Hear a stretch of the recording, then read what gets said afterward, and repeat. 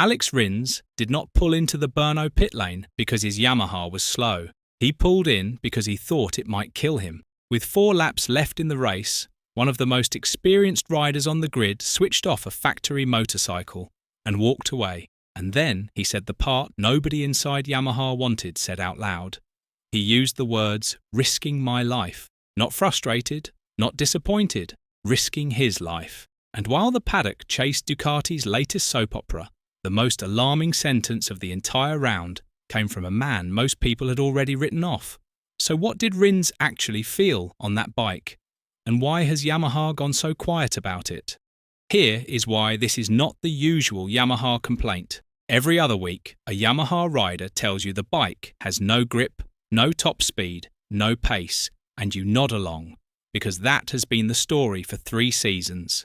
This was different. This was not a man saying the bike is slow. This was a man saying the bike is unsafe. That is a different category of problem, and it lands at the worst possible moment because Yamaha is in the middle of selling everyone a comeback. New engine, new direction, a world champion on the way in, and underneath all that polish, one of their own riders just said the machine tried to throw him down the road. To understand why dangerous is the right word, look at what the bike actually did to him.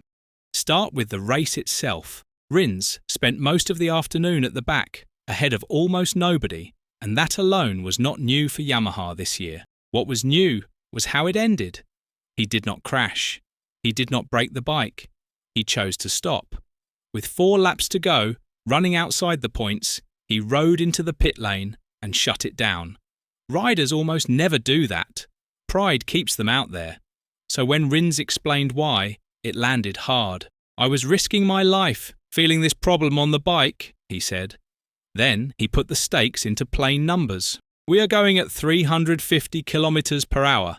It's not a joke, and you need to have everything under control. Think about that.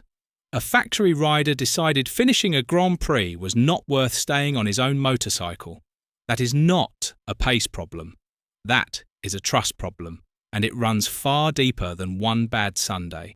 So what was the fault? This is where it stops being vague. Rins did not describe a mushy feeling or a setup he disliked. He described a specific, repeatable electronics failure, and he described exactly what it did. I was opening the throttle, the RPMs were going up, and at some point the anti-wheelie was cutting, and then back again. Unpredictable. Sit with that word. Unpredictable. The anti-wheelie system manages how hard the front lifts under acceleration. When it cuts in and out on its own, the bike surges, then catches, then surges again, right as the rider feeds in full power on a corner exit. Rins even named where it bit him. Corner 4 and corner 12, going up the hill, exactly where you are, hardest on the gas. That is not discomfort. That is a machine doing something different in the same place, lap after lap, at the worst possible moment. And here is the detail that got buried under everyone else's headlines. This did not appear for the first time in the race. It showed up on Friday. Same fault, same electronics. Yamaha had 2 full days, an army of engineers, and a complete data log, and still could not stop it returning on Sunday. That is the part that should frighten them more than the result. A one-off glitch is bad luck. A fault that shows up on Friday, survives the whole weekend, and comes back in the race is something the factory could not fix even when they knew it was there. Call it what it is. A recurring fault on a bike a rider just called dangerous. And this is bigger than one weekend, because Rins has been waving at it for months. This is the same rider who, earlier this season, sat in front of the cameras, looked at his own machine, and asked flatly, "What are we doing?" That is not the question of a man hunting 2/10 of a lap time. That is the question of a rider who has stopped trusting the thing underneath him. When a professional at this level starts talking about safety instead of results, the relationship is already cracked. Rins is not asking Yamaha to go faster. He is asking Yamaha to build a bike that behaves the same way twice. Now widen the lens, because the people leaving tell you more than the promises. Yamaha wants you to believe this is a factory on the way back, a new V4 engine, a fresh project. Big talk about 2027. But look at who is actually walking out. Fabio Quartararo, the one rider who stayed loyal through the worst years, the man who won them a title, has already signed with Honda. The rider who knows this bike best is gone, and the rider Yamaha is bringing in to replace him has no idea yet what Rins just felt at full throttle. That is the real story here, the one hiding under the lap times.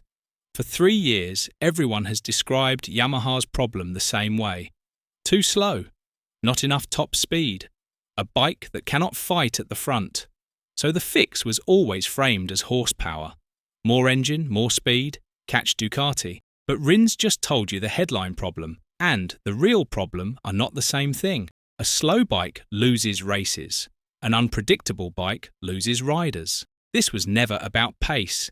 It was about whether a rider can trust the machine to do the same thing, in the same corner, on 2 laps in a row. And right now, by the account of the man on it, the answer is no. Think about what that does to a comeback built on confidence. You cannot attack a corner you are bracing against. Every 10th Yamaha thinks it is missing on the straight. It is probably losing twice in the corners, because the rider is managing fear instead of chasing the limit. That is the flip. People thought Yamaha needed to find speed. What Yamaha actually needs to find is trust, and trust is far harder to build than horsepower, because you cannot bolt it on. So here is where it lands. Alex Rins has nothing to gain from saying any of this. He is not staying. Yamaha has already lined up Ai Ogura to take his seat for 2027, and Rins knows it. He will not be around if Yamaha ever fixes the electronics, which means he has no reason to soften it. When the rider on his way out tells you the bike tried to kill him, that is the most honest review Yamaha is ever going to get. And then there is the bigger arrival, Jorge Martin, a world champion who bet the next 2 years of his prime on this exact project, who signed before he ever rode it in anger. Reports already say he is quietly asking what he agreed to after watching Aprilia dominate weekends where Yamaha drowned. He signed up for a revival. What Rins just described is a bike that, on its worst day, is not slow. It is dangerous. Yamaha can build a new engine. They can promise a new era. But until a rider can open the throttle out of corner 4 without wondering what the bike will do next, none of it counts. Speed was never the thing that was broken. Trust was. So the question was never whether Yamaha is fast enough. It is whether anyone can trust what that bike does next. Do you think Rins just exposed the truth Yamaha is hiding? Or is he running down a machine he already gave up on? Let us know in the comments below.